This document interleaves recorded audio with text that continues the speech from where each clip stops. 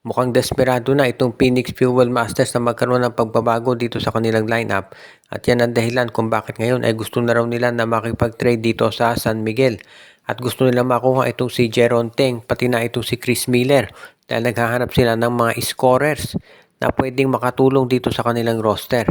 At baka ang maging kapalit naman yan ay itong si Kai Balungay o kaya naman ay itong si Ken Taffin at isang first round draft pick. Sa ngayon, doon sa dalawang nabanggit, baka si Ken Taffin at yung draft pick ng Phoenix ang ibigay nila dito sa San Miguel, kapalit ni Teng at itong si Chris Miller. Dahil mukhang itong San Miguel, nila na mahirap makuha itong si Kai Balungay kung si Teng at si Miller lang ang kapalit. At syempre, mandyan naman sa San Miguel si Tautumo at si Calma, so baka hindi mo na nila kinakailangan itong si Balungay. At baka okay na itong si Taffin at yung first round draft pick ng Phoenix. Kung sakasakali maganda itong magiging option na to para dito sa SMB dahil alam naman natin itong si Ken Taffin pwede yung maging shooting guard, pwedeng small forward at magaling to na 3-point shooter at defender.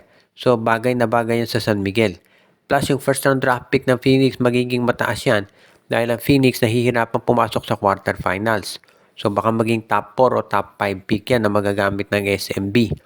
Ito namang si Teng at si Miller magkakaroon na sa wakas ng playing time dito sa Phoenix Fuel Masters at may papakita nila kung ano yung kaya nilang gawin dito sa roster na yan. At yan naman talaga importante para dito sa Phoenix. Yung magkaroon sila ng dagdag na oportunidad ng mga scorers para naman lumakas at magkaroon sila ng fighting chance. Sa panig ni Coach Leo Austria, bonus na lang itong pagkuha kay Ken Taffin. Magagamit yan dito sa spot ni Jeron Teng. At dahil nga ito mas mahusay na 3-point scorer to kaysa dito kay Jeron. At nakita na rin natin kung gaano to katindi magdepensa. So, upgrade ditong si Taffin kaysa dito kay Teng. And of course, ito ng sa iba naman nating balita ngayon, ang lumalabas na report, si Turo Converge Fiber Xers ay gustong gumawa ng hakbang para makakuha ng additional na mga players. Kabilang daw dito sa gustong makuha, ditong si Coach Delta Pineda, ay itong si Cedric Bearfield at saka si Christian David. Posible rin daw na baka tinatarget nitong Converge Fiber Xers itong si Robert Bolick. Dahil ang nakita ng Converge na naging problema ng lineup nila, kapag lumalabas at nagpapahinga sa bench itong si Juan Gomez de Leano, bumabagsak yung laro ng Fiber Xers. So gusto nila magkaroon ng isang steady point guard na magagamit palagi katulad nga nito si Bolick o kaya si Bearfield.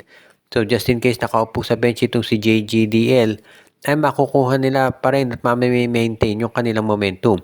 Kaya nga sa tingin ko, pwede talaga itong si Juan Gomez de Leano dito sa lineup ng Converge Fiber Xers. At ngayon, kung makuha nga nila ito si Bearfield o si Bolick, sa tingin ko doon sa lamang nabanggit, mas madali makuha si Bearfield. Na si Bearfield magiging free agent na. Pwedeng intayin ng Converge na matapos lang ang season na to tsaka nila ofera ng kontrata. O kaya kunin na nila pagkatapos nitong Philippine Cup. Since aalis na si Bearfield sa Blackwater, mapipilitan ng Blackwater na tanggapin kung ano man ang bibigay ng Converge. Kaysa naman hayaan si Bearfield na umalis nang wala sila nakukuha. Itong si Bolick medyo mahirap kunin yan dahil may kontrata yan sa NLEX. Pangalawa, hindi yan siguro papakawalan ng MVP group. Dahil malamang ito si Bolick, kung aalis siya ng NLEX, mapupunta yan sa Meralco o kaya TNT. So doon sa dalawang nabanggit, most likely si Cedric Bearfield ang pwedeng makuha nitong si Coach Delta Pineda para dito sa Converge.